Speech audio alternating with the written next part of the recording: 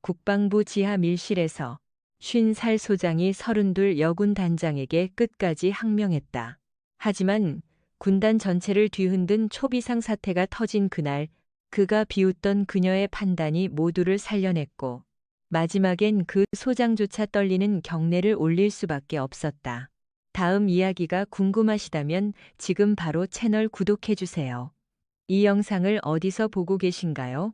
무료로 할 수 있는 소중한 응원, 더 좋은 이야기로 보답하겠습니다. 국방부 청사 지하에 위치한 보안을 위한 특수 방음 장치가 완벽히 구비된 밀실 안에서 50대의 박동훈 소장이 고래고래 소리쳤다. 그의 두 뺨은 시뻘겋게 상기되어 있었으며 각 잡힌 전투복 차림에도 전신에서 터져나오는 분노를 억누르지 못했다. 맞은편 책상 끝에 자리한 서유진 중장은 조금의 미동도 없이 꼿꼿한 자세를 유지하고 있었다. 그녀는 그가 토해내는 거친 고성에도 눈썹 하나 까딱하지 않았다.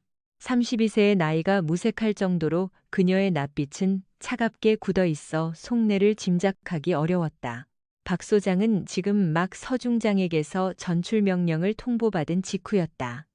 요직인 사령부에서 변방의 야전 부대로 밀려나는 명백한 좌천이었다. 그 이유는 너무나 분명했다. 군단장 서중장이 지시한 합동훈련안에 대해 노골적으로 반발했으며 회의 중 그녀의 지휘권을 번번이 무시한 행위에 대한 응징이었다. 소장님 서중장의 음성이 울려 퍼졌다. 그녀의 어조는 고요하고 차분했으나 그 속에 숨겨진 위압감은 박 소장의 윽박지름보다 훨씬 더 압도적이었다. 현재 이 자리는 소장님 개인의 분노를 쏟아내는 사적인 공간이 아닙니다. 나는 대한민국 육군 제3군단장으로서 군의 명령 체계와 기강 확립을 우선시합니다. 소장님은 지난 3번의 주요 회의에서 제 작전 지시에 대해 새파란 여군의 억지라는 단어를 쓰셨습니다. 이는 서유진이라는 개인을 향한 비하를 넘어 국가가 제게 위임한 계급과 지휘권에 대한 정면 도전입니다. 박 소장은 기가 막힌 듯 실소를 터뜨렸다. 비웃음과 분노가 뒤엉킨 몹시 거북한 소리였다. 정면 도전. 하. 내가 널 키운 선배 장성들 밑에서 땀 흘려 헌신한 세월이 얼만 줄 알아. 넌 이제 막 별을 단 풋내기야. 네가 앞세우는 계급과 지휘권이 내 경력과 연륜을 무시한 채 오직 나이와 성별로만 빚어진 거란 걸 명심해. 네가 30대 초반에 중장이 되었을 때 이 나라엔 반평생 조국에 헌신한 수많은 소장과 준장들이 여전히 말없이 자리를 지키고 있었단 말이다. 서 중장은 아주 느릿하게 기립했다. 회의용 책상에 양손을 짚자 그녀의 시선이 박 소장의 눈동자와 곧장 얽혔다. 그녀의 안광은 매서운 혹한기의 얼음처럼 시렸고 내면에 이글거리는 분노의 잔불은 박 소장의 간담을 얼어붙게 했다. 박동훈 소장님. 그녀가 묵직하게 읊조렸다. 마치 억눌린 지진이 집안 밑에서 꿈틀대는 듯한 진동이었다. 제가 30의 중장 직위에 오르기까지 소장님이 떠받드는 그 오랜 경력과 관록의 남성 장성들과 치열하게 싸웠고 그들보다 더 가혹한 야전 경험과 전술 평가로 능력을 증명했습니다. 소장님은 내내 저의 성별과 나이만을 헐뜯었을 뿐 단 한 번도 제 지휘 역량이나 작전 수행 능력을 논하지는 못했습니다. 소장님은 제 성취를 한낱 여성의 오기로 폄하하고자 제가 세운 모든 군공을 철저히 무시해 왔기 때문입니다. 그녀는 책상 위에 인사명령서를 집어들었다. 그 얇은 종이가 박 소장의 30년 군 생활을 끝내는 사형 선고나 다름없었다. 군단장이 지시합니다. 그런 단장이 지시합니다. 그녀는 단호한 어조로 챙기를 박았다. 박 소장은 현 시간부로 제21 예비 사단으로 이동해 새 직무를 인계받으십시오. 이 지시는 결코 철회되지 않습니다. 게다가 소장님은 사령부 소속 부하 장성으로서 상관인 제게 군인이 갖춰야 할 기본적 예의조차 한 번도 보이지 않았습니다. 당신의 태도는 단순한 의견 충돌이 아닌 심각한 군기 문란이자 중대한 항명입니다. 군은 철저한 계급 조직입니다.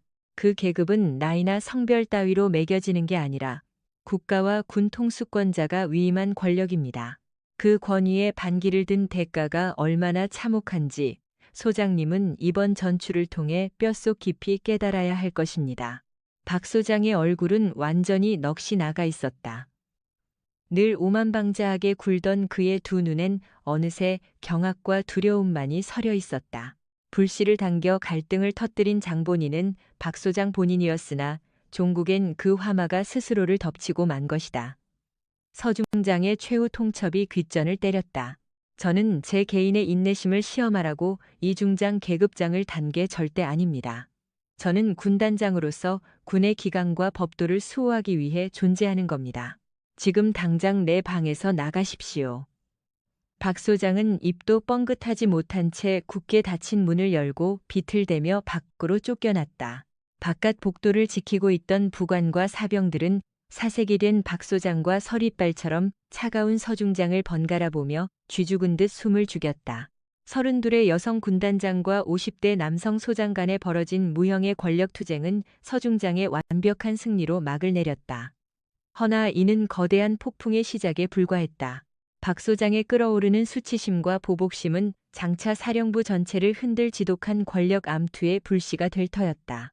서중장이 명령 서류를 내려놓는 찰나 그녀의 낯빛에도 옅은 피로가 번졌다. 그녀 역시 직감하고 있었다. 갈등의 불씨는 여전히 타오르고 있었다. 경기도 포천을 병풍처럼 두르고 있는 제3군단 본부의 공기는 차갑게 식어 숨막히는 긴장감을 자아내었다. 서유진 군단장이 박동훈 소장을 강등 조치하고 그 자리에 신임 장성을 임명한 지 3일째 되는 날이었다. 부대 안의 장교들은 기침 소리조차 내기를 꺼려하는 눈치였다. 파격적인 젊은 여성 지휘관과 뼛속까지 보수적인 노장 간의 파열음은 벌써 군 안팎과 매스컴을 뜨겁게 달구는 화제거리였다. 박동훈 소장은 제21 예비사단 전출 지시가 떨어졌음에도 부임 일자를 계속 연기하고 있었다. 표면상으로는 병환을 핑계로 삼았으나 막후에선 신임 지휘관을 끌어내릴 반격 카드를 몰래 준비하고 있었다. 포천 외곽의 고요한 장교 숙소에서 박 소장은 독주를 연거푸 들이켜며 측근을 향해 거친 울분을 토했다. 이런 수치가 다 있나. 내 청춘을 다 바친 부대인데 고작 32밖에 안 된 핏덩이한테 이렇게 비참하게 짓밟히다니? 명예와 체면이 완전히 뭉개졌어. 내가 이쯤에서 포기할 줄 알아? 그 여자가 무슨 수로 그 높은 곳까지 올라갔는지 조사를 해. 틀림없이 뭔가 구린 구석이 있을 거다. 보좌관 박중령의 얼굴은 초조함으로 어두워졌다. 소장님 무리입니다. 서군 단장님은 진작에 최고 지휘부로부터 뛰어난 전술 지략을 검증받은 인재입니다. 욱하는 사사로운 마음으로 덤비셨다가는 사태를 그르칩니다. 당장은 지시에 따르시는 편이 가장 낫습니다. 지시? 너마저 나를 짓밟으려 드는 거냐? 지휘 계통이 송두리째 박살나는 수모를 겪은 마당에 무슨 수로 그 말도 안 되는 지시를 따르란 말이냐? 군대는 사내들의 전쟁터다. 이 견고한 피라미드 조직에서 계집이 그것도 실전 경험 전무한 애가 최고 지휘관 행세를 하는 꼴은 절대 못 본다. 내 손으로 직접 기강을 회복하겠다. 이 부대를 위해서 박 소장은 책상을 강하게 내리쳤다. 같은 시각 지휘관실 안에서 서중장은 밤늦도록 전술 토론을 이끌고 있었다. 테이블 위에는 인근 지역의 작전 지도와 박 소장에 관한 비공개 동향 문건들이 놓여져 있었다. 문건 안에는 박 소장이 예전 하급자들에게 보인 강압적인 갑질 행태와 여군 장교 및 하사관을 향한 모욕적인 언사들이 적나라하게 정리되어 있었다. 부지휘관인 강민석 소장이 무거운 표정으로 입을 뗐다. 군단장님, 박 소장 동태가 위험합니다. 그가 사령부 핵심 요직 장성들과 은밀하게 만나고 다닌다는 첩보가 들어왔습니다. 짐작건대 군단장님의 통솔 리더십에 대한 반감을 부추기려는 속셈인 것 같습니다. 서중장은 들고 있던 펜을 책상에 두었다. 그녀의 눈동자는 서늘한 빛을 띠었다. 예견된 수순입니다. 박 소장님은 연륜과 젠더라는 편견으로 저를 재단했으나 저는 오직 군인으로서의 사명감과 규율로만 그를 심사했습니다. 그의 일탈은 벌써 부대 안에 소모적인 계파 싸움과 균열을 부추기고 있습니다. 우리 군의 진정한 위협은 내부의 붕괴입니다. 강 소장님, 즉각 헌병대의 명령에서 박 소장이 단행한 명령 불복종 사태와 연관된 자체 수사 문건을 꾸리도록 조치하십시오. 항명 및 군기 문란 죄를 물을 것입니다. 사사로운 알력 다툼이 결코 아닙니다. 최고 지휘관의 합법적인 통제권을 침해하는 반역에 대한 응징입니다. 강 소장은 잠깐 주춤하는 기색이었으나 곧장 고개를 끄덕였다.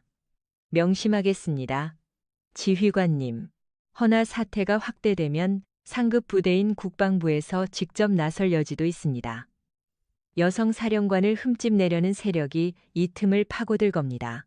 서중장은 칠흑 같은 창밖을 바라보았다. 밤하늘은 달빛조차 투과하지 못할 만큼 새카만 비구름에 짙게 잠식되어 있었다.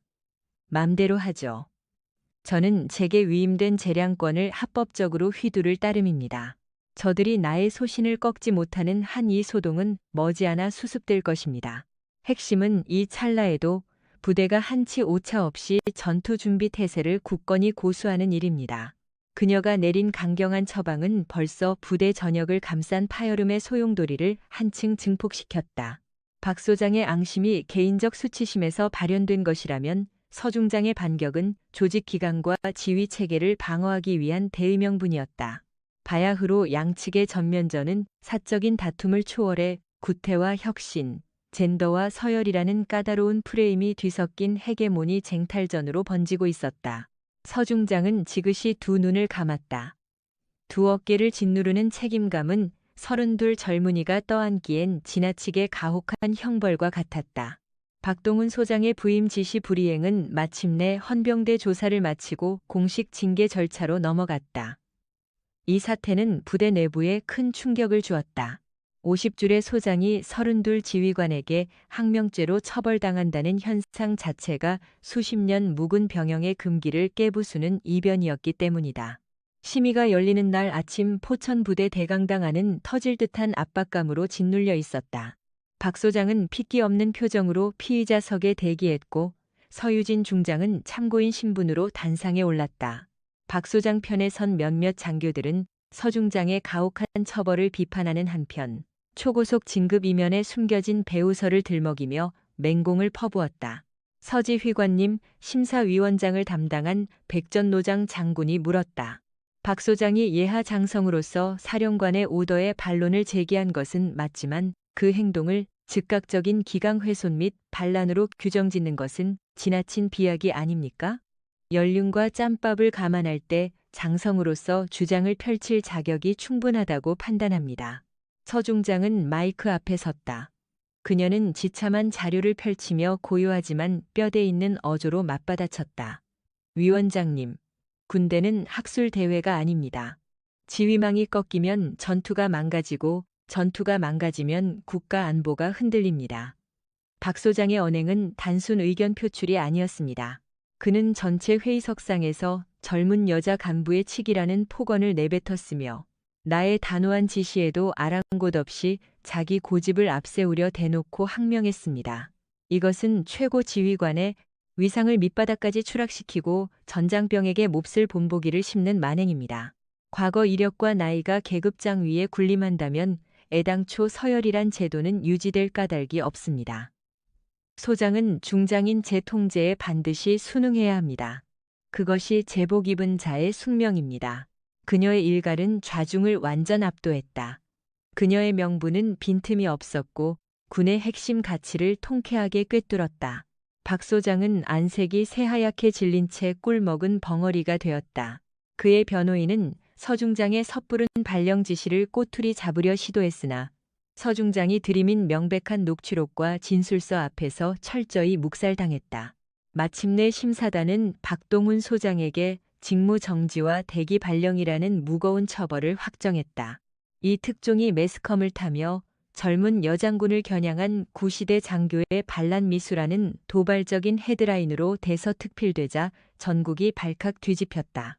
서중장은 싸움에서 이겼음에도 가슴 한편이 씁쓸했다.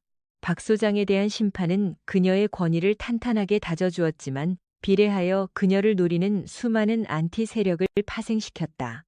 그녀는 지휘관실 안에서 홀로 늦은 끼니를 때우는 중이었다. 유리창 너머로 포천에 매서운 칼바람이 몰아치고 있었다. 찰나의 순간 작전실에서 긴급 보고가 날아들었다. 사령관님, 비상사태입니다. DMZ 인근 경계 초소 연락망이 완전히 두절되었습니다. 철원 지역 민수용 기지국에서도 신원 미상의 주파수 간섭이 포착되고 있습니다.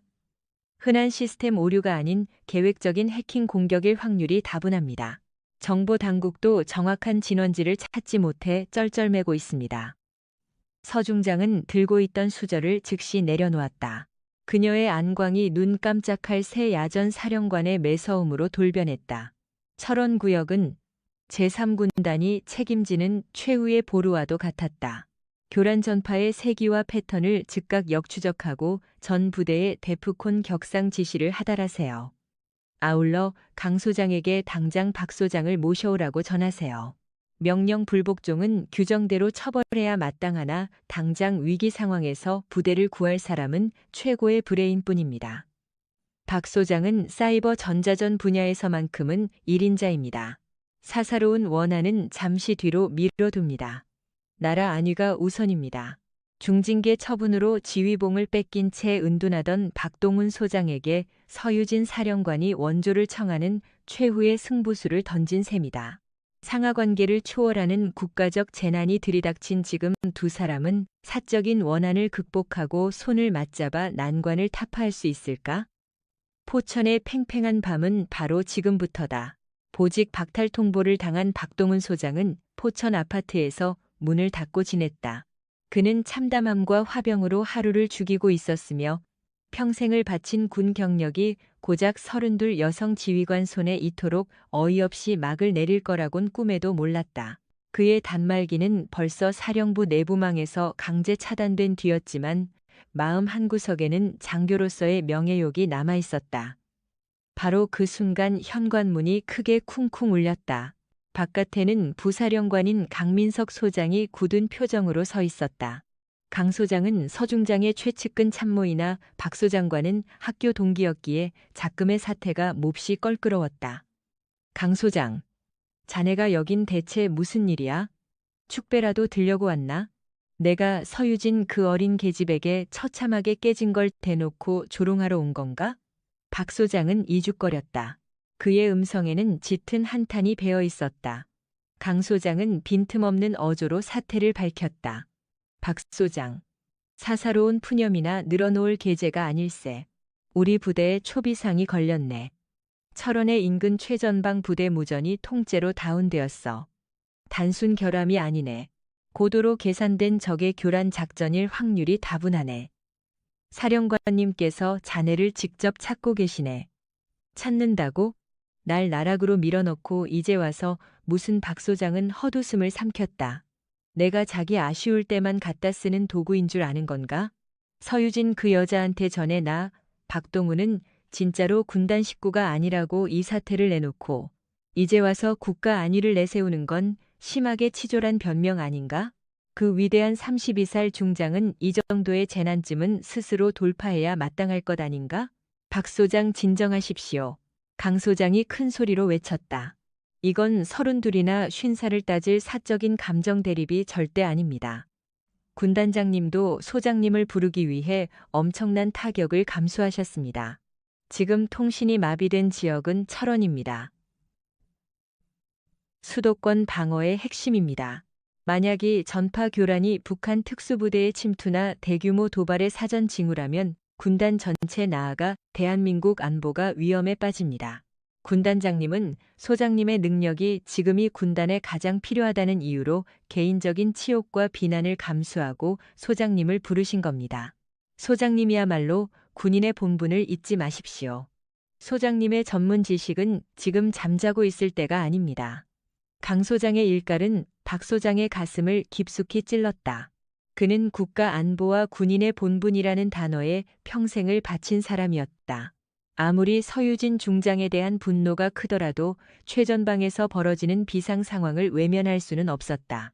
그는 천천히 흐트러진 군복을 다시 정리했다. 나를 다시 불렀다면 군단장에 걸맞은 예의를 표해야 할 거요. 난 이미 파면당한 몸이란 말이오. 내 짬과 실력을 우습게 여긴 그 32살 여자가 과연 이번엔 날 제대로 대접할지 내 두 눈으로 똑똑히 지켜볼 거요. 난 결단코 그 여자의 직위에 굴복하지 않소. 그저 국가 안위라는 명분 때문에 나서는 것뿐이지. 박 소장이 군단 장실로 돌아왔을 때 회의실 안은 이미 군단 핵심 참모들과 정보 전문가들로 가득 차 있었다. 중앙에는 철원 지역의 실시간 통신 상태를 보여주는 대형 전광판이 설치되어 있었고 통신 주파수 대역 전체가 붉은색으로 물들어 있었다. 완벽한 먹통 상태였다. 서유진 중장은 작전 테이블 앞에 서 있었다. 그녀는 박 소장이 들어서는 것을 보았지만 고개조차 돌리지 않았다. 그녀의 시선은 오직 작전 지도와 전광판에만 고정되어 있었다. 박 소장님 오셨군요. 서 중장이 말했다. 그녀의 목소리에는 사적인 감정이 완전히 배제된 오직 작전 지휘관으로서의 극도의 냉철함만이 묻어 있었다. 시간이 없습니다. 강 소장에게 이미 상황을 들었을 겁니다. 제215 보병사단의 통신망이 완전히 침묵했습니다. 철원 지역의 전파 교란은 이전에는 보고된 적 없는 새로운 양상입니다. 주파수 스펙트럼이 광범위하게 오염되어 있고 주파수 도약 방식조차 무력화되고 있습니다. 이 상황을 해제하고 교란 원점을 분석할 수 있는 군단 내 최고 전문가는 박 소장님뿐입니다. 박 소장은 잠시 침묵했다. 그는 자신의 복수심과 군인으로서의 의무 사이에서 맹렬하게 갈등했다. 하지만 눈앞의 상황은 그의 사적인 감정보다 훨씬 심각했다. 그가 커다란 전광판 화면을 노려봤다. 이건 단순한 통신 방해가 결코 아닙니다. 광대역 스펙트럼, 확산 기술을 꼬아버리는 초고난도의 디지털, 와핑 공격일 확률이 높소. 이건 내가 예전 국방연구실에서 폐기된 것으로 알았던 아주 위험한 기술입니다. 이걸 다룰 자들은 극히 제한적입니다. 군단장님, 난 파면된 상태입니다.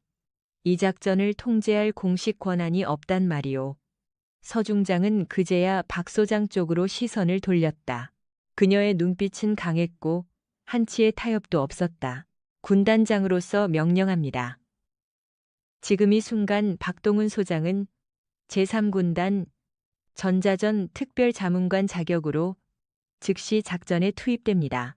모든 전산상 기록은 작전 종료 후 복원될 겁니다. 작전 기간 동안 소장님의 명령은 저의 명령과 동등한 효력을 가집니다. 난 작전 범위는 오직 전파 교란 대응의 하나입니다. 저는 소장님의 능력을 군단장으로서 전적으로 신뢰합니다. 소장님께서는 군인으로서의 본분을 지켜주십시오. 그녀의 발언은 박 소장의 전문성을 최고로 인정하는 조치였으며 동시에 그에게 다시 한번 군인의 명예를 회복할 수 있는 기회였다. 하지만 박 소장은 여전히 감정이 풀리지 않았다. 좋습니다. 제가 이 명령을 수락하겠습니다. 하지만 군단장님 박 소장은 덧붙였다. 군단장님은 제가 나이가 많고 남자라는 이유로 그리고 보수적인 관점 때문에 계급을 무시했다고 판단하셨습니다. 하지만 제 판단은 다릅니다. 32의 중장 계급장을 달았다는 것은 그만큼 검증되지 않은 위험을 내포하고 있다는 뜻입니다. 이번 작전 군단장님께서 혹시라도 나이 어린 여자의 객기로 잘못된 판단을 내리신다면 제가 군인으로서 저의 모든 경험과 연륜을 동원하여 군단장님의 명령에 정면으로 불복할 것입니다. 군단장님은 저의 능력을 믿고 부르셨으니 저 역시 군단장님의 실력을 이번 작전에서 직접 검증하겠습니다. 박 소장의 도발적인 선언에도 불구하고 서 중장의 표정은 조금도 흔들리지 않았다. 그녀는 고개를 끄덕였다. 좋습니다. 박 소장님의 실력을 충분히 발휘하십시오. 저 서유진은 군단장으로서 제 판단이 틀렸을 경우 그에 대한 책임을 회피하지 않을 것입니다. 이제는 더 이상 감정 싸움은 불필요합니다.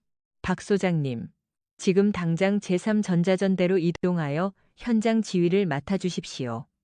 철원의 통신망이 완전히 복구될 때까지 저의 모든 권한을 소장님께 위임합니다.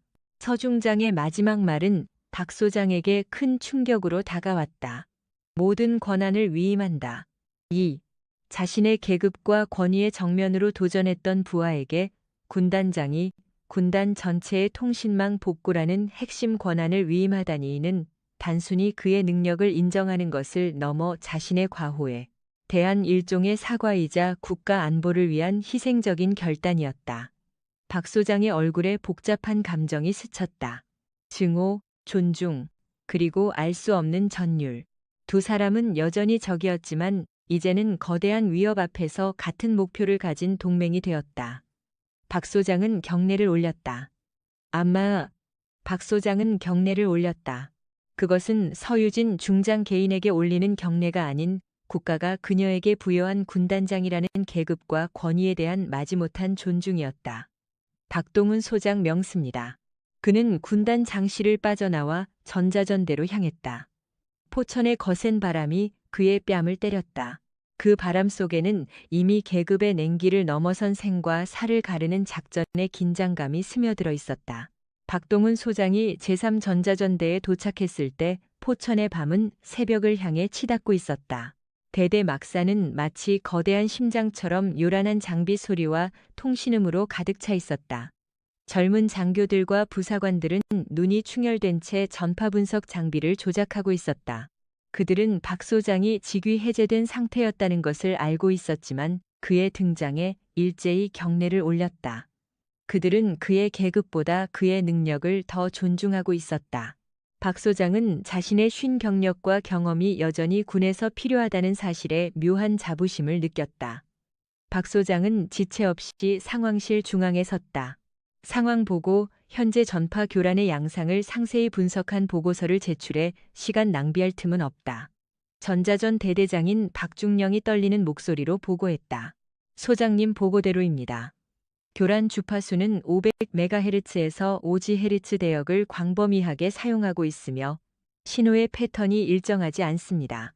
마치 수천 개의 라디오 방송국이 한꺼번에 송출하는 것 같습니다. 저희의 주파수 도약 통신망은 1초에 3,000번씩 주파수를 바꾸지만 이 교란은 그 속도보다 더 빠르게 예측 불가능하게 주파수 대역을 물고 들어옵니다. 이게 바로 소장님께서 말씀하신 디지털 스펙트럼과 공격의 전형적인 패턴 같습니다. 저희의 모든 기존 방어 시스템은 무력화되었습니다. 예상대로군. 박 소장은 굳게 입술을 다물었다. 이건 우리가 흔히 쓰는 협대역 재민이 아닙니다. 교란 원점을 찾으려고 역추적을 시도하면 오히려 교란 신호가 우리의 위치를 역추적해서 공격 대역을 더 좁혀 들어올 겁니다. 박중령 당장 역추적 시도는 중단해. 이건 미끼야. 우리의 장비를 이용해 역정보를 흘려 공격 대역을 흐트러뜨리려는 시도는 더욱 위험하다. 그들은 우리의 모든 대응을 예측하고 있다. 그의 명령은 단호했고 수십 년의 경험에서 우러나온 정확한 판단이었다. 상황실에 있던 모든 장교들은 박 소장의 깊은 통찰력에 감탄했다. 32의 서유진 중장이 왜 50살내 그를 다시 불렀는지 명확해지는 순간이었다. 박 소장은 작전 테이블로 향했다. 테이블엔 철원 지도가 깔려 있었고 두절된 구역은 붉은 마커로 칠해져 있었다. 군단장에게 직보해라. 현재 운용 중인 무전 기기들의 송신 출력을 바닥까지 낮추고 데이터 전달 체계를 버스트 모드로 전면 변경해라. 전파를 극도로 짧게 1m초 미만으로 압축해 보내야만 한다. 이 교란기가 아군 주파수를 낚아채 타격망을 조이는 시간보다 압도적으로 빨라야만 해. 기계의 한계치를 끝까지 쥐어짜야만 한다. 이 수단을 제외하면 우린 통신망을 살릴 길 전혀 없다. 당장 실행해. 버스트 통신은 데이터 전송 속도가 빠르지만 장비에 엄청난 무리가 가는 방식이었고 자칫 잘못하면 장비 전체가 과부하로 폭발할 수도 있는 고위험 방식이었다. 군사통신에서는 위기 상황에서만 제한적으로 사용되는 방식이었다. 군단 장실에서 상황을 실시간으로 보고받던 서유진 중장은 일말의 망설임도 없이 즉시 지시했다. 박 소장의 지시를 즉시 실행해. 장비 파손 가능성은 염두에 두지 않는다. 국가 안보가 최우선이다. 그리고 제25 사단에게 보고해. 버스트 통신이 재개되면 통신이 끊긴 시간 동안의 모든 상황을 코딩된 방식으로 즉시 보고하도록 해. 박 소장의 지시를 나의 명령과 동일하게 따르도록 전부대에 공지하라. 서 중장은 박 소장의 작전 지시를 한치의 의심도 없이 받아들였다. 32의 젊은 군단장이 50살의 전직 소장의 판단을 전적으로 신뢰하는 모습은 군단 참모들에게 깊은 인상을 주었다. 박 소장이 그저 객기라고 비하했던 서 중장 특유의 진정한 지휘 능력이자 담력이었다. 전자전 대대에서는 극심한 긴장감 속에서 버스트 통신 작전이 시작되었다. 거대한 전광판의 붉은빛 파도 속에서 순식간에 짧은 녹색 광채가 번뜩이며 데이터가 전송되기 시작했다. 해냈습니다. 통신이 매우 짧게 연결됐습니다. 제15사단에서 보낸 응답 신호가 확인되었습니다. 방해 전파 장비의 반응은 박 소장이 물었다. 교란 신호가 방금 쏘아낸 녹색 섬광 대역을 향해 순식간에 좁혀져 들어왔습니다. 그러나 이미 신호는 끊겼습니다. 방해 장비가 아군 신호를 탐지하고 반격하는 데는 최소 임초가 더 걸립니다. 소장님의 예측이 꼭 맞았습니다. 2밀리초 차이로 우리가 승리했습니다. 박 소장은 안도하며 숨을 돌렸지만 아직 끝이 아니었다. 이 방식으로는 완벽한 통신망 복원이 불가능하다. 임시 처방일 뿐이야. 교란 원점을 찾아내야 해. 그는 지도 위 철원 일대의 특정 구역을 손가락으로 짚었다. 방해 신호의 세기가 이 지역을 중심으로 가장 강해지고 있다. 이것은 단순 위성 교란이 아니다. 지상에서, 심지어 고정된 장소에 막대한 전력을 동원하여 교란을 벌이고 있다는 증거다. 방해 장비의 예상 위치는 폐쇄된 철원 노동당사 근방이다. 거기는 외부 노출이 덜하고 전파를 효과적으로 내보낼 수 있는 지형적 장점을 지닌 곳이다. 도대체 누가 이런 곳을 알고 쓴단 말인가? 서 중장에게 이 사실이 보고되었다. 그녀는 당장 특수작전부대에게 긴급 출동을 지시 내렸다. 박 소장님, 교란 원점 확인을 마쳤습니다. 이제 남은 일은 군단장인 저의 몫으로 남겨두십시오. 특수작전부대가 철원 노동당사로 출발합니다. 제가 직접 현장 지휘를 맡겠습니다. 군단장님, 안 됩니다. 박 소장이 맹렬히 반대했다. 거기엔 최소 2대 이상의 고출력 전파 교란 장비가 가동 중일 겁니다. 특수부대 요원의 통신 장비마저 먹통이 될 수 있습니다. 제가 현장에 꼭 함께해야 합니다. 제가 손수 현장의 전파 상황을 파악하고 작전 부대의 통신망을 실시간으로 지켜내야만 합니다. 제 임무는 통신망의 복원뿐만 아니라 작전 진행 중 아군 병사들의 통신을 사수하는 것입니다. 32의 군단장님, 홀로 모든 위험을 짊어지실 필요는 없습니다. 제 경험이 현장에 꼭 필요합니다. 박 소장의 논리는 한치의 빈틈조차 없었다. 서 중장은 박 소장을 무시했던 예전의 스스로를 되돌아봤다. 그의 50살의 경력과 전문 지식은 직급과 연령을 뛰어넘는 군단 최고의 핵심 자산이었다. 알겠습니다. 박 소장님은 저와 같이 철원으로 가시지요. 이 작전은 이 군단에서 제일 막중한 작전이 될 겁니다. 박 소장님, 저에게 최고의 스페셜리스트다운 실력을 보여주십시오. 아울러 저는 군단장으로서 소장님의 통솔력을 믿고 따르겠습니다. 서 중장과 박 소장은 함께 헬기에 탑승했다. 헬기의 프로펠러 소음이 포천의 이른 새벽 공기를 갈랐다. 비좁은 헬기 안 두 사람은 묵묵히 앉아만 있었다. 고작 며칠 전만 해도 서로를 경멸하며 징계하던 원수 관계였으나 현재 그들은 한치의 망설임 없이 동일한 목표를 향해 전진하고 있었다. 박 소장은 서 중장의 반듯한 엿벌구를 응시해 보았다. 이는 어리지만 위기 상황 속에서 그녀가 내보인 엄청난 결단력과 개인의 감정보다 국가의 안위를 최우선하는 프로페셔널리즘은 그가 일평생 군에서 익힌 군인 정신 그 자체였다. 그의 마음속에 끓어오르던 화와 수치심은 어느새 오묘한 존경심으로 변해가고 있었다. 철원 쪽으로 향하는 헬기 안에서 계급 간의 냉기류는 서서히 녹아내리고 있었다. 철원 노동당사는 을신연스러운 새벽 물안개에 휩싸여 있었다. 역사적인 건물의 앙상한 잔해는 마치 두 사람의 얽힌 관계처럼 차갑고 굳건해 보였다. 특수작전부대는 벌써 목표 장소인 당사 지하 벙커 출입구를 포위해둔 상태였다. 임수아 중장과 박동훈 소장은 현장 지휘소변에 앉아 최후의 작전 상황을 점검했다. 박 소장님, 현장 통신망의 컨디션은 어떻습니까? 통신 방어 시스템은 정상 가동하고 있습니까? 서중장이 물었다. 박 소장의 시선은 전파 분석기의 세밀한 파형을 뒤쫓고 있었다. 방해 신호가 최고치에 달했습니다. 아군 작전 부대가 벙커에 다가가자마자 교란 장비의 출력이 기형적으로 높아졌습니다. 통상적인 통신은 불가능합니다. 오로지 제가 컨트롤하는 특수 주파수 대역을 활용한 버스트 통신만이 유일한 해법입니다. 이제부터는 초단위 접전입니다. 제가 실시간으로 주파수를 건드려 통신 라인을 확보하겠습니다. 일순간이라도 주파수가 어긋나면 통신은 두절됩니다. 서중장은 특수작전부대장에게 최후의 지시를 내렸다. 작전 시작 통신은 박 소장님의 지시를 따를 것, 절대 개별 행동은 금지한다. 소장님의 신호에 맞추어 즉시 진입하라. 작전이 개시되고 특수부대원들이 벙커 앱으로 잠입했다. 현장 지휘소는 적막했지만 전파 분석기에서 울려 퍼지는 팽팽한 삐리가 공기를 짓눌렀다. 박 소장은 땀을 훔쳐내며 주파수 대역을 쉴 틈 없이 조율했다. 단 1초라도 주파수 이탈이 발생하면 지하의 대원들은 통신이 끊어진 채 암흑 속에서 작전을 치러야만 했다. 부대장의 현재 위치를 신속히 보고해. 통신 신호가 약해지고 있다. 박 소장이 다급하게 외쳤다. 작전 부대장에게서 버스트 통신이 짤막하게 수신됐다. 지하 3층 도착. 장치 2대 발견.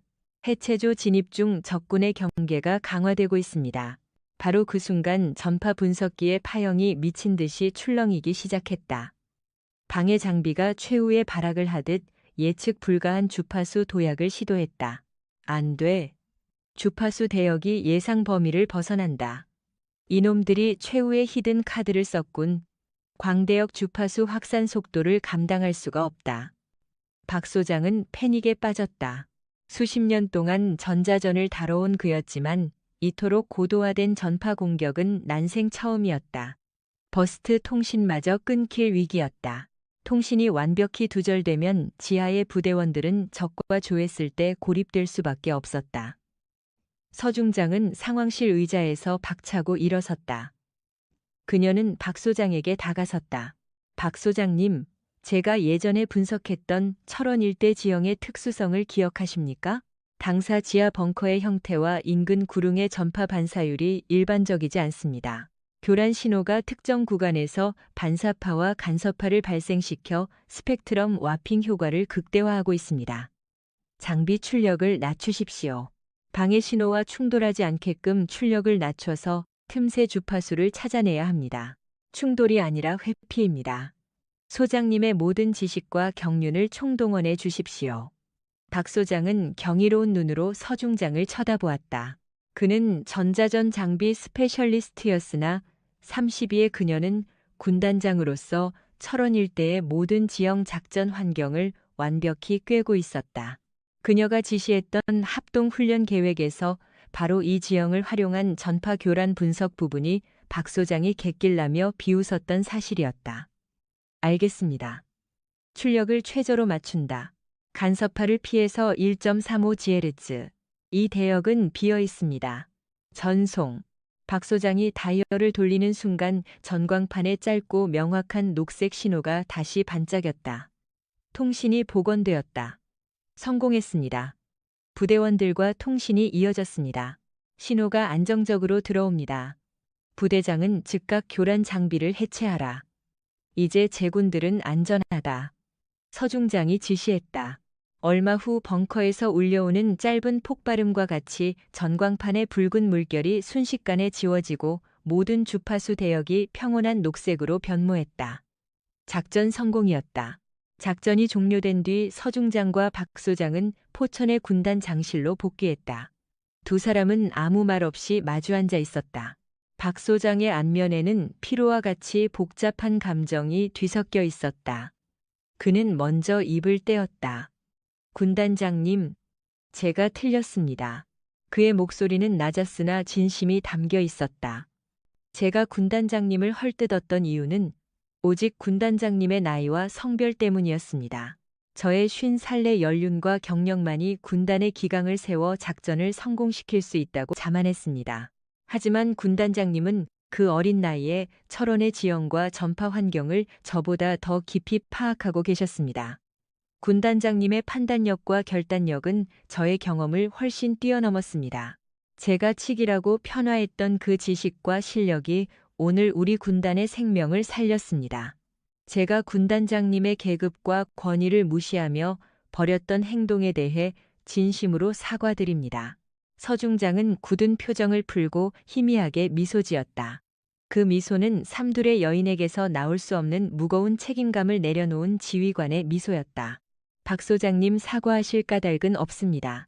박 소장님의 전문 지식과 경험은 오늘 작전의 중핵이었습니다. 소장님이 아니었다면 저는 이 고비를 넘기지 못했을 겁니다.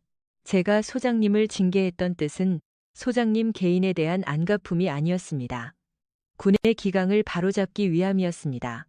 군단장의 권위는 개인의 사생활이 아닌 군 전체의 안위와 직결된 문제입니다. 소장님께서 저의 권위를 존중하지 않으셨을 때 저는 소장님의 능력을 인정하면서도 징벌할 수밖에 없었습니다. 그것이 군단장으로서의 저의 소임이었습니다. 더불어 소장님께서 제게 나이와 성별이 아닌 실력으로 입증해야 한다는 교훈을 주셨기에 저는 더 철저히 준비할 수 있었습니다. 그녀는 의자에서 일어나 창밖을 바라보았다. 포천의 거센 바람이 잦아들고 아침 해가 떠오르고 있었다. 직급은 우리에게 권한과 책임을 부여합니다.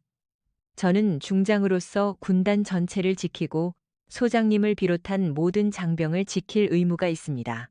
소장님은 소장으로서 저의 지시를 따르고 소장님의 전문 분야에서 최고의 역량을 발휘할 의무가 있습니다. 오늘 우리는 이 책임을 충실히 이행했습니다. 소장님의 경험이 저의 통솔력과 만났을 때 비로소 군단은 완벽하게 돌아간다는 것을 보여주었습니다. 황 소장은 깊게 고개를 숙였다. 그는 이제 알게 됐다. 지휘의 장벽, 나이, 성별, 이력으로 만드는 게 아니라 오직 능력과 책임감으로 쌓아 올리는 것이라는 것을 그의 오랜 편견은 임수와 중장의 독보적인 능력과 국가 안보를 우선시하는 숭고한 책임감 앞에서 철저히 부서져 버렸다. 양측은 상대방에게 경례를 올렸다. 그것은 더 이상 형식적인 상하관계의 경례가 아닌 국가에 헌신하는 두 명의 군인으로서 나누는 존경과 이해의 경례였다. 철원 지역의 전자방해 임무 완수, 다음 제3군단 사령부는 잠깐 안정을 되찾은 것 같았다. 임수와 중장은 약속대로 박동훈 소장의 성과를 자세히 적어내어 국방부 본부에 제출했다. 보고서에는 박 소장의 전문성이 군단 전체의 위험을 막았다는 진실과 같이 그의 경험을 살릴 수 있는 국방부 직할정보통신사령부의 주요 직책을 권장한다는 사안이 담겨 있었다. 하지만 서울 용산의 국방부의 대답은 기대보다 냉담했다. 송 중장의 참모장인 강민석 소장이 부대 지휘소에 알리었다. 군단장님 국방부 인사참모에서 정식적인 회신을 줬습니다. 박 소장의 복직 추천은 군기강 문란 혐의로 인한 징계 해제 후 곧바로 중요에 임명하는 것은 합당하지 않다는 까닭에 지연되었습니다. 특히 이강철 중장을 비롯한 육군 사관학교 30기수 이상의 장성들이 완강하게 거부하고 있답니다. 임 중장은 테이블에 놓인 기한서를 열었다. 그녀의 표정은 싸늘한 얼음같이 얼어붙었다. 이강철 중장이라. 그분이 저의 작전 지침에 대해 노골적으로 불평을 드러냈던 분이죠. 류 소장의 징계가 개인적 원한 때문이 아님을 입증한 사실이 철원 임무의 성과들인데 그들은 여전히 나이와 성별, 그리고 계급적 서열을 이용해 제 지위를 뒤흔들 셈이군. 그렇습니다. 그들의 가식적인 명분은 군기강이지만 본질은 군단장님의 성공과 32이라는 젊음에 대한 직접적인 시기입니다. 이중장을 중심으로 모인 장성들은 군단장님께서 취임 후 진행하신 혁신적인 발탁을 무르고서 기존의 보수적인 시스템을 유지하려 하고 있습니다. 그들은 군단장님을 잠깐 동안 해프닝으로 폄하하고 있답니다. 특히 박 소장의 복직은 그들에게 군단장님의 완벽한 승리로 보일 것이기 때문에 한층 필사적으로 저지 중입니다. 임 중장은 앉은 채로 일어섰다. 권 소장님은 지금 어디 계시죠? 표면적인 직책은 지금까지 보직 해임 상태입니다만 포천의 관사에서 쉼없이 전자전 관련된 조사를 진행하고 있답니다. 군단장님의 지시대로 군단 내부망을 이용할 수 있도록 비합법적인 처리를 끝내놓았습니다. 박 소장님은 군단장님께 보답하겠다는 일념으로 쉬지 않고 연구에 몰두하고 있답니다. 임 중장은 난감한 얼굴 색인 채 밖을 주시하였다. 박 소장을 향한 징계가 끝난 줄 알았는데 이제는 그 징계를 빌미로 그녀 자신을 향한 심판의 비수가 조여오고 있었다. 그날 저녁 임 중장은 박 소장의 숙소로 손수 방문했다. 관사문을 연 박 소장은 임 중장의 예고 없었던 출연에 놀란 듯 했으나 금세 반듯하게 경례를 붙였다. 군단장님, 이런 허름한 집까지 무슨 일로? 박 소장의 목소리에는 이제 경의만이 묻어났다. 박 소장님께 드릴 말씀이 있습니다. 임 중장은 관사 거실 탁자에 마주 앉아 국방부의 보류 사안을 진실하게 전해주었다. 박 소장은 묵묵히 듣고서 허탈하게 웃었다. 제가 예측했던 바입니다. 이강철 중장이라면 그럴 법합니다. 그분은 저보다 더 심한 계급 지상주의자이자 연공서열주의자입니다. 군단장님의 실력을 인정한다고도 32의 군단장 자리에 앉아 계신다는 진실 본질을 굴욕으로 받아들일 겁니다. 그들에게 군대는 능력 이전의 구시대 단체라는 의미이니까요. 제 징계는 그들에게 군단장님을 공격할 수 있는 훌륭한 구실이 된 꼴입니다. 임 중장은 그의 진솔함에 고개를 끄덕였다. 문제는 그들의 반대가 단순한 질투심을 지나 군단 작전 수행에 실질적인 악영향을 가하고 있다는 것입니다. 철원 작전 직후 군단 정비창에서 연락기기에 부속 결합 문건들을 위조하려 했던 상황을 포착했습니다. 이는 명백히 내부의 적입니다. 저는 이번 전파 교란 작전이 완수했음에도 불구하고 군단 내부에 깊게 자리 잡힌 의심과 세력 갈등이 해소되지 않으면 다음 위기 때 군단이 붕괴될 것이라는 공포심을 느낍니다. 부품 결함은 우리 군단이 연락 불통에 취약하다는 것을 내부에서 증명하려던 수작이었죠. 박 소장의 눈빛이 매섭게 번뜩였다. 부품 결함 보고서 조작이라니요? 그건 명백한 군법률 위반입니다. 그들이 군단장님을 흔들기 위해 전투 보급품에까지 손을 뻗었다는 뜻이죠. 이건 단순한 계파 갈등이 아닙니다. 군단장님의 지휘 조직을 고의적으로 붕괴하려는 수작입니다. 제가 징계를 받기 전에 그들과 가깝게 지냈던 임원들을 압니다. 제가 그들의 의도를 읽어낼 수 있습니다. 임 중장은 박 소장을 똑바로 바라보았다. 저는 소장님의 실력이 이 사태의 핵심을 알아내는데 핵심적인 임무를 해낼 것이라 믿습니다. 소장님은 군단 내 9세대 장성들의 네트워크와 사고방식을 제일 잘 파악하고 있습니다. 소장님, 저와 함께 군단 내부의 비리를 밝혀내 주시겠습니까? 공식 지위는 아니지만 소장님의 도움을 간절하게 필요합니다. 이 싸움은 32의 여성 장군 혼자서 감당해낼 수 있는 전쟁이 아닙니다. 저는 소장님의 지식과 경력을 다시 한번 믿고 싶습니다. 박 소장은 잠깐 고민에 빠졌다. 이 제안은 그가 군단장에게 충성하는 스파이가 되라는 무서운 제안이었다. 하지만 그는 더 이상 서유진을 앳된 여자아이로 보지 않았다. 그녀는 군의 기간과 안보를 위해 자신의 전부를 다 바쳐 싸우는 진정한 군단장이었다. 군단장님, 제가 전에 군단장님을 얕보았던 까닭은 제가 품었던 선입견 때문이었습니다. 지금은 다릅니다. 저는 군단장님이야말로 이 군단을 고쳐내고 군의 기강을 되찾아줄 수 있는 유일한 지휘관이라고 믿습니다. 저는 명령받은 보직 해임 상태입니다. 잃을 것도 무서울 것도 없습니다. 제가 군단장님의 눈과 귀가 되어 그들이 군단장님을 공격하기 위해 심어놓은 내부의 악질적 세력들을 제거하는 데 기여하겠습니다. 포천의 비리를 캐내어 보겠습니다. 류 소장은 이 확답과 같이 앉은 채로 일어서 임 중장을 향해 경례를 올렸다. 그의 경례는 참다운 믿음과 애국심을 담은 것이었다. 두 손이 맞물려지는 찰나 겉으로는 3스타 중장과 직위 해제된 2스타 소장의 관계였지만 그들 사이에는 계급을 넘어선 동료애와 신뢰라는 단단한 탑이 굳건하게 세워졌다. 군단의 내부의 세력과의 전쟁은 이제 32 여성 중장과 50살 베테랑 소장의 비밀의 연합군을 통해 또 다른 전환을 맞이하게 되었다. 박동훈 소장은 비표면적인 특별 자문관으로서 군단 내부의 파벌 조사를 시작했다. 그는 자신이 속해 있던 9세대 장성들의 네트워크를 이용해 이강철 중장 측이 임수와 군단장을 쫓아내기 위해 무슨 방법을 사용하고 있는지 파악했다. 조사는 빠르게도 비밀스레 진행되었다. 며칠 후 박 소장은 임 중장에게 놀라운 중간 보고서를 올렸다. 군단장님, 이강철 중장 측은 가벼운 임명 거부를 지나 군단장님을 향한 대대적인 거짓말 작전을 기획 중입니다.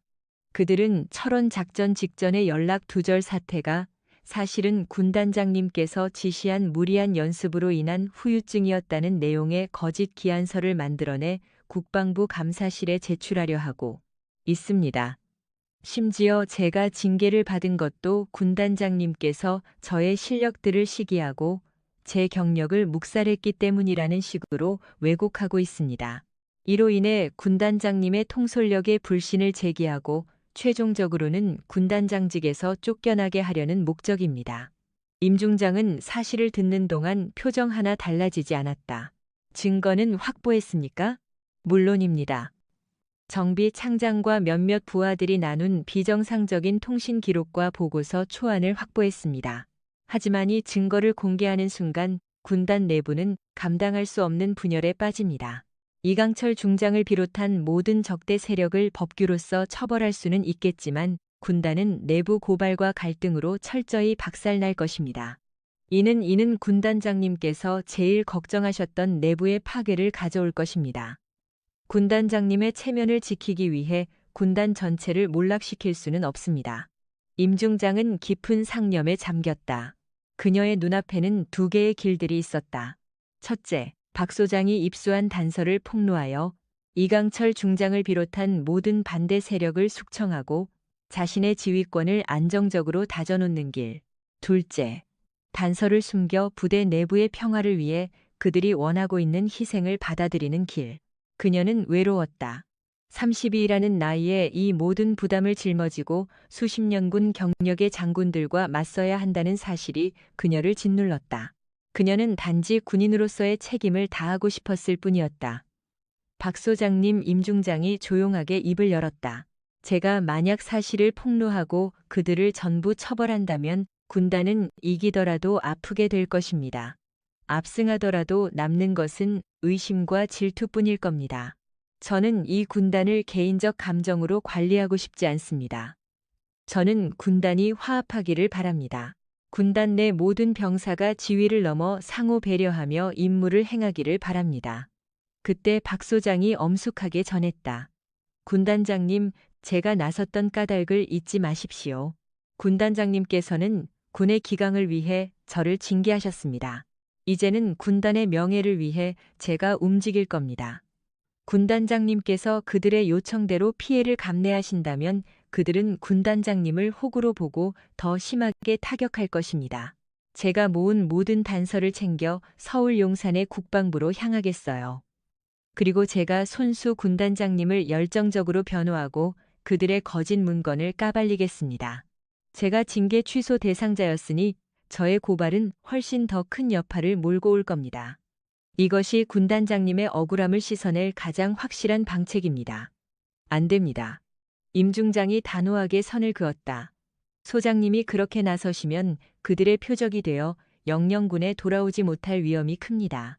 소장님은 철원 작전을 성공으로 이끈 영웅입니다. 저는 소장님의 역량을 보존해 군에 복귀시키려 합니다. 소장님의 희생을 딛고 제가 이 자리를 유지하는 것은 제가 소장님께 배운 책임감과 상충됩니다. 소장님을 제물로 삼을 수는 없습니다. 박 소장은 임 중장의 따스한 인간미에 깊이 감동했지만 그는 이미 마음을 굳힌 뒤였다. 군단장님, 제가 군단장님께 배운 바가 바로 그것입니다. 개인의 안위보다 군의 안보와 기강이 먼저라는 사실 말입니다. 저는 이미 직위 해제 처분을 받은 상태라 잃을 것이 적습니다. 허나 군단장님은 다릅니다. 군단장님은 이 군단의 희망이자 여군에게 허락된 가장 높은 계급의 상징이십니다. 군단장님이 이 자리를 굳건히 지켜내시는 것이 제 희생보다 훨씬 더 거대한 교훈과 의미를 부여할 것입니다. 군단장님, 이 사안은 제가 매듭짓겠습니다. 군단장님께서는 이 싸움의 흔적을 덮고 그들이 원하는 바를 들어주십시오. 그것만이 군단을 살리는 유일한 방도입니다. 결국 임중장은 군단장으로서 가장 외롭고도 힘든 결단을 내렸다. 그녀는 자신의 체면을 지키기 위해 적을 단죄하는 대신 군단의 화합을 목적으로 자신의 권력 일부를 포기하기로 마음먹었다. 이 결단은 그녀가 30의 나이에 짊어진 중장 계급의 무게를 증명하는 셈이었다. 사사로운 복수가 아닌 조직 전체의 생존과 발전을 위한 지휘관의 숭고한 선택이었던 것이다. 그녀는 박 소장의 손을 쥐었다. 알겠습니다. 소장님의 뜻을 수용하겠습니다. 하지만 제가 먼저 서울 용산의 국방부로 가서 그들과 결판을 내고 소장님의 안전과 복직을 확답받아 오겠습니다. 이것이 제가 군단장으로서 소장님께 다할 수 있는 마지막 도리입니다. 이튿날 아침 임수아 중장은 홀로 국방부 청사가 자리한 서울 용산으로 발걸음을 옮겼다. 그녀는 그곳에서 이강철 중장을 비롯한 인사 참모진 주요 장성들과 비공식적인 만남을 가졌다. 이번 만남은 군단장으로서 그녀의 입지를 판가름할 최후의 담판 자리였다. 회의실 안에는 무거운 정적이 흘렀다. 이강철 중장은 임 중장을 쳐다보는 눈빛에 여전히 멸시와 불만을 가득 담고 있었다. 이 중장이 먼저 말문을 열었다. 임 군단장. 나는 군단장님의 역량은 높이 평가합니다. 허나 군대는 조직입니다. 32의 중장이 50대 투스타를 징계 내리고 그를 다시 핵심 요직에 추천하는 처사는 군의 연공 서열과 기강을 완벽하게 무너뜨리는 행태입니다. 박동훈 소장관은 논외로 치더라도 군단장님께서 지휘관으로서의 권한을 과도하게 행사하고 있다는 여론이 파다합니다. 우리 군단은 군단장님 개인의 능력을 과시하기 위한 무대가 아닙니다. 군단장님은 지나치게 독단적입니다. 임 중장은 송 중장의 발언을 잠자코 경청했다. 그러고는 테이블 위에 미리 준비해온 문건을 내려놓았다. 해당 문건은 제3군단 작전 개편안 및 인사조치 권고안이었다. 이 중장님 그리고 참모 장성 여러분. 저는 군단장으로서 군의 기강과 화합이 최우선이라는 사실을 깊이 통감하고 있습니다. 제가 박동훈 소장에게 징계를 내렸던 까닭은 소장님의 전문성을 인정하지 못해서가 아니라 군단장의 권위에 대한 노골적인 도전이 군기문란으로 번지는 것을 차단하기 위함이었습니다. 그리고 그 이후 철원 작전에서 소장님의 역량이 군단을 위기에서 구출해냈습니다. 송 중장은 잠시 호흡을 가다듬었다. 그녀의 음성은 낮게 깔렸으나 좌중의 귀에 선명하게 꽂혔다. 저는 오늘 군단의 화합을 도모하고자 군단장으로서 제 권한을 발동하여 제가 감당할 수 있는 최대치의 희생을 치르려 합니다. 이강철 중장님께서 염려하시는 권한 남용에 대한 책임을 지도록 하겠습니다. 이 책임은 제가 32의 중장 자리에 오른 것에 대한 책임과도 같습니다. 장성들은 경악한 표정으로 그녀를 주시했다. 임 중장은 테이블 위 문건을 가리켰다. 저는 제3군 단장으로서 군단 핵심 참모 보직에 대한 이강철 중장님과 원로 장성분들의 견해를 전적으로 수용해 현 참모진을 대대적으로 개편하겠습니다. 아울러 제가 직접 작전을 지휘하고 있는 최전방 주요 작전 통제권을 부군 단장인 강민석 소장에게 넘기겠습니다. 이는 군단장으로서 제 권한을 대대적으로 축소하겠다는 뜻입니다. 나아가 앞으로 1년 동안 군단장 개인의 모든 인사권을 인사참모부와의 조율하에 행사할 것을 맹세합니다. 저는 군단의 안위를 위해 제 권한을 기꺼이 포기하겠습니다. 장성들은 술렁거리기 시작했다. 이는 사실상 군단장으로서의 권력을 스스로 내려놓겠다는 파격적인 선언이었다. 32의 젊은 여성 군단장이 자신의 권세를 직접 깎아내린다는 것은 그 누구도 상상치 못한 행보였다. 다만 저의 이 모든 양보에는 전제 조건이 뒤따릅니다. 임 중장이 결연한 어조로 말했다. 권동훈 소장에 대한 징계 처분 취소 및 정보통신사령부 보직 추천안은 반드시 가결되어야만 합니다. 박 소장님은 군단 내 파벌 다툼의 희생양으로 쓰여선 안 될 분입니다. 그는 국가 안보의 위기를 타개한 영웅이며 그의 역량은 군에 결코 없어서는 안 됩니다. 제가 희생을 감내하는 대가로 소장님의 복직을 약속해 주십시오. 그리고 제가 스스로 권한을 축소하는 이 기간 내내 군단 안에서 그 어떤 파벌 다툼이나 분열을 조장하는 행태도 발생해선 안 됩니다. 군단은 오로지 작전 수행과 화합에만 전념해야 마땅합니다. 제 희생을 무의로 돌리지 말아 주십시오. 이강철 중장은 전혀 예상치 못한 그녀의 승부수에 말문이 막혔다. 그는 그녀를 축출하려 했으나 그녀는 제 손으로 권력을 내려놓으면서도 가장 핵심적인 박동훈의 복귀를 성사시켰고 동시에 군단의 화합이라는 명분까지 거머쥐었다. 이는 단순한 굴복이 아니라 상대를 제압하는 전략적 쾌거였다. 이 중장이 임 중장을 응시하는 눈동자에는 더 이상 멸시가 아닌 복합적인 경의가 배어 있었다. 끝내 이강철 중장은 수긍의 뜻으로 고개를 끄덕일 수밖에 없었다. 임수아 중장은 자신의 권위와 체면을 버리는 대가로 박동훈 소장을 구제하고 군단 내부 화합의 밑거름을 다졌다. 포천으로 복귀한 임 중장은 박 소장을 군단장실로 호출했다. 박 소장은 그녀의 안색에서 짙은 피곤함을 엿보았으나 그녀의 눈동자는 그 어느 때보다도 매섭고 청명했다. 박 소장님, 국방부 본청의 결재가 떨어졌습니다. 소장님의 징계는 철회되었고 정보통신사령부의 요직에 정식으로 발령나셨습니다. 이제 소장님의 기량을 군 전체를 위해 펼치실 수 있게 되었습니다. 임 중장이 전했다. 박 소장은 감회에 젖어 고개를 떨구었다. 군단장님, 진심으로 감사드립니다. 군단장님께서 저를 구명하고자 얼마나 거대한 희생을 치르셨는지 잘 알고 있습니다. 군단장님께서 권한을 포기하셨다는 소문을 접하고 저는 송구스러움에 어찌할 바를 몰랐습니다. 마음에 두지 않으셔도 괜찮습니다. 임 중장은 옅은 미소를 지었다. 저 역시 소장님을 통해 많은 것을 깨달았습니다. 계급이란 타인을 군림하기 위한 것이 아니라 타인을 지켜내기 위한 책무라는 사실을 말입니다. 소장님께서 제게 제 계급에 걸맞은 존중을 일깨워 주셨듯 저는 소장님께 군단장으로서의 책무와 헌신이 어떠한 것인지 증명하고 싶었을 따름입니다. 이제 우리 군단은 화합을 향한 험난한 여정에 돌입할 것입니다. 소장님께서도 그 여정을 함께 지켜봐 주시길 바랍니다. 군단은 소장님의 지지 덕에 더욱 굳건해질 것입니다. 박 소장은 정중히 고개를 숙였다. 32의 여성 군단장. 그녀는 자신의 최대 정적이었던 50대의 투스타를 끌어안고 조직의 와해를 방지하고자 자발적으로 권한을 내려놓는 숭고한 결단을 내린 것이다. 그의 눈시울이 붉어졌다. 그는 임 중장으로부터 사사로운 복수심이 아닌 참된 군인 정신과 가르침을 얻은 셈이었다.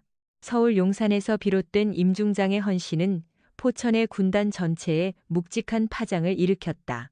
계절이 순환하고 다시금 매서운 겨울이 포천 제3군단 사령부를 덮쳤다. 임수아 중장이 자신의 권력 일부를 자발적으로 내려놓고 군단의 화합을 꾀한 지 어느덧 1년 남짓한 세월이 흘러 있었다. 그녀의 헌신은 군단 내부에 경이로운 변화를 일으켰다. 이강철 중장을 위시한 9세대 장성들은 임 중장의 통큰 결단 앞에서 더 이상 분열을 선동할 구실을 잃고 말았다. 도리어 그들은 32의 젊은 지휘관이 보여준 조직 안정을 향한 헌신의 깊은 감동을 받았다. 군단은 이제 생기가 돌았다. 강민석 소장이 지휘권을 넘겨받은 핵심 작전들은 전부 성공리에 마무리되었고 임 중장은 후방에서 군단 전체의 작전 기조와 장기적인 비전을 구상하는 데 전념했다. 그녀의 리더십은 더 이상 뻣뻣하고 젊은 군단장의 그것이 아니었다. 그녀는 포용력과 책임감으로 군단을 이끄는 참된 지휘관으로 인정받았다. 군단장실에서 임 중장은 창너머를 응시했다. 포천의 연병장에는 새하얀 눈이 수북이 쌓여 있었으나 그 위를 쉴 틈 없이 내달리는 장병들의 자태에서 군단의 역동적인 에너지가 뿜어져 나왔다. 그녀의 책상 위에는 국방부에서 하달된 공식 보고서가 놓여 있었다. 류동훈 소장이 정보통신사령부 요직에서 펼친 활약상에 대한 평가서였다. 그는 자신의 전문 역량을 아낌없이 쏟아부어 군 전체의 전자전 대응 수준을 한 차원 격상시키는데 혁혁한 전공을 세웠다. 마침내 류 소장이 군단장실 문을 열고 입장했다. 그는 송 중장의 초대를 받아 서울 용산에서 내려오는 길이었다. 류 소장의 전투복은 말끔했고 그의 눈빛은 자신감과 확신으로 빛나고 있었다. 그는 더 이상 징계로 인해 고초를 겪던 초라한 장군이 아니었다. 군단장님, 오랜만에 뵙습니다. 류 소장이 우렁찬 목소리로 경례를 올렸다. 그의 거수 경례는 예전과는 달리 진심 어린 존경심이 깃들어 있었다. 류 소장님, 이 먼 포천까지 발걸음해 주셔서 고맙습니다. 임 중장이 환한 미소로 그를 반겼다. 소장님의 눈부신 활약상은 이미 보고를 통해 접했습니다. 소장님께서 군의 복귀의 기량을 마음껏 펼치시는 모습을 지켜보니 제가 군단장으로서 감내했던 그 모든 고독한 결단들이 결코 헛되지 않았음을 실감합니다. 두 사람은 마주 앉아 따뜻한 차를 나누어 마셨다. 박 소장은 조용히 말문을 열었다. 군단장님, 이제야 저는 진정한 군인의 본분이 무엇인지 알게 되었습니다. 반평생을 군에 몸담았으나 저는 계급과 연륜에만 얽매여 있었습니다. 군단장님의 연령과 성별을 탓하며 제 좁은 편견을 군의 규율이라 착각했습니다. 하오나 군단장님께서는 저를 엄벌하여 군기를 바로잡으셨고 위기 상황에서 다시 저를 기용하시어 제 능력을 인정해 주셨습니다. 나아가 군단 전체의 융화를 위해 스스로의 권한마저 내려놓으시는 희생을 감내하셨습니다. 그 희생은 제가 소장 계급을 달고 있을 때 감히 상상조차 못한 중장 계급의 막중한 무게이자 책임감이었습니다. 류 소장의 목소리에는 깊은 감격이 서려 있었다. 이강철 중장님께서도 이제 군단장님을 진심으로 우러러보고 계십니다.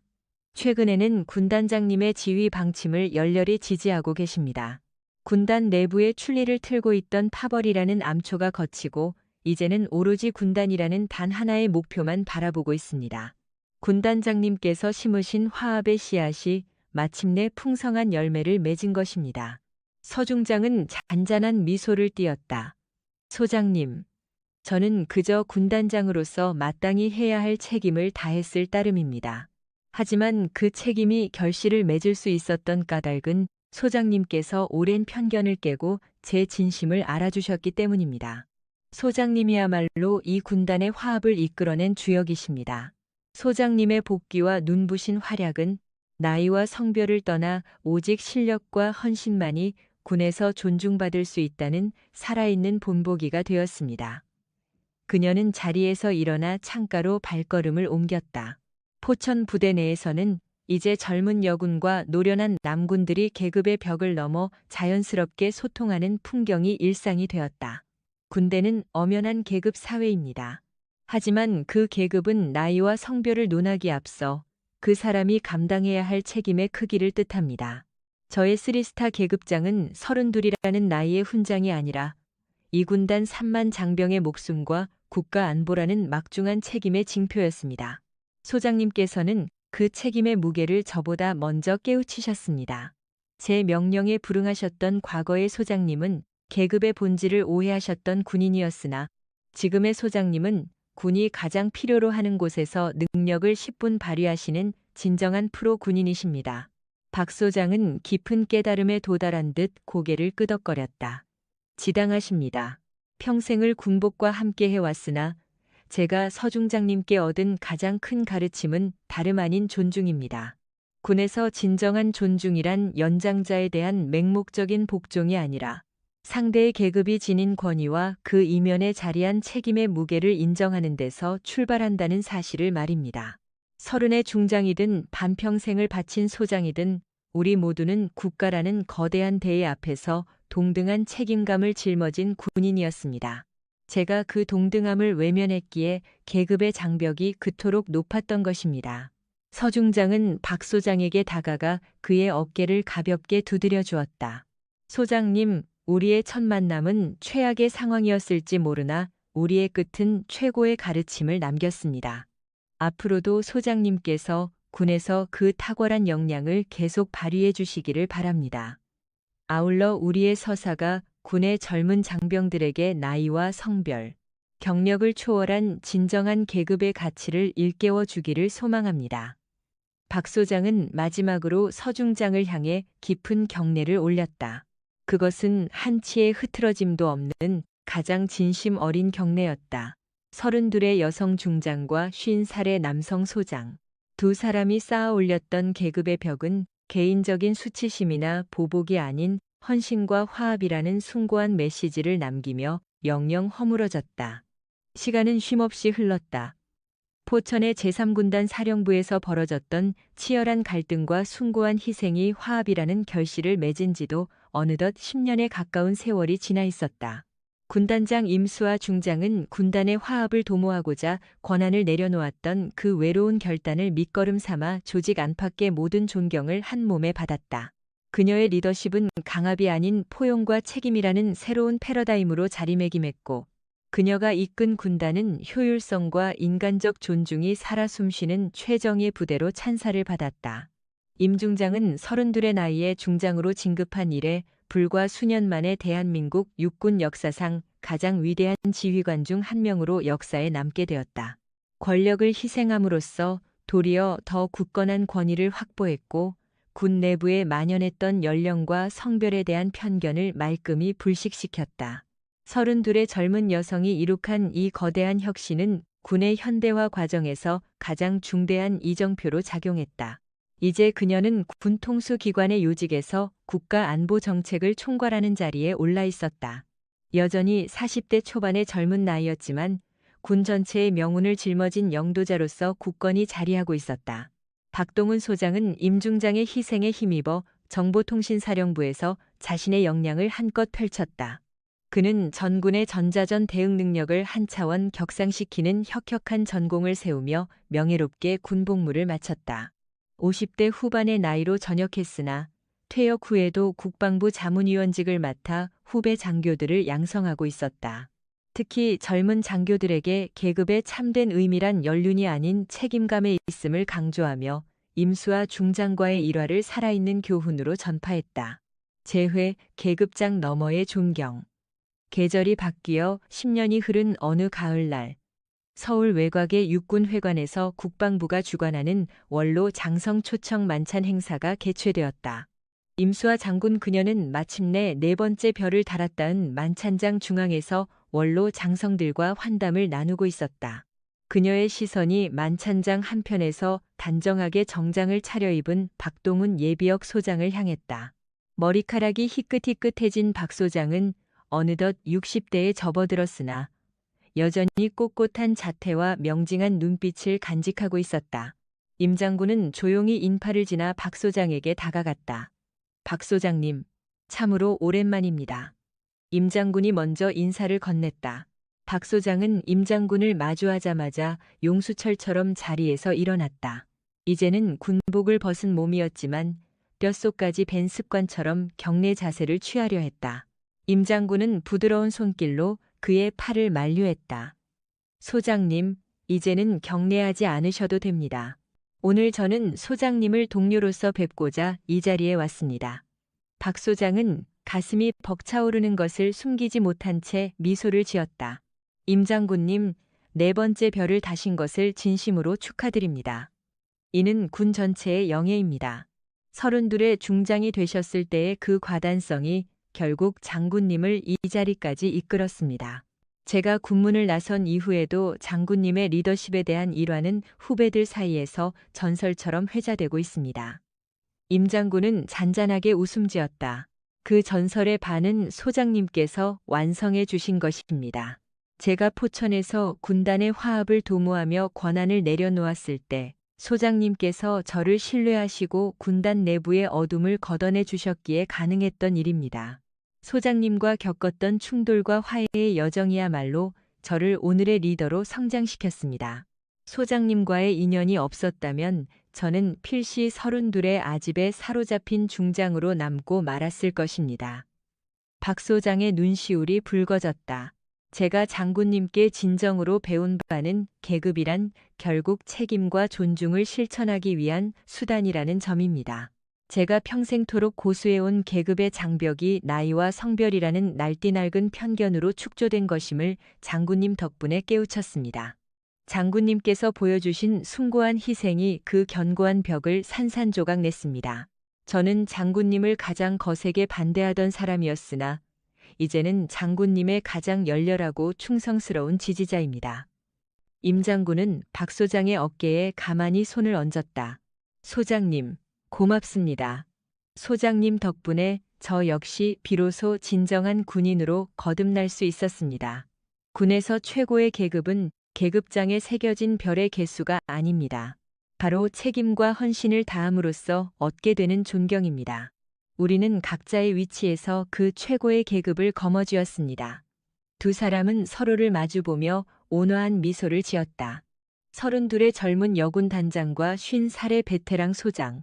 두 사람의 인연은 나이와 성별, 그리고 계급이라는 모든 굴레를 뛰어넘어 서로의 헌신과 역량에 대한 깊은 존경심으로 마침내 완성되었다. 최종적인 의미와 교훈은 다음과 같습니다.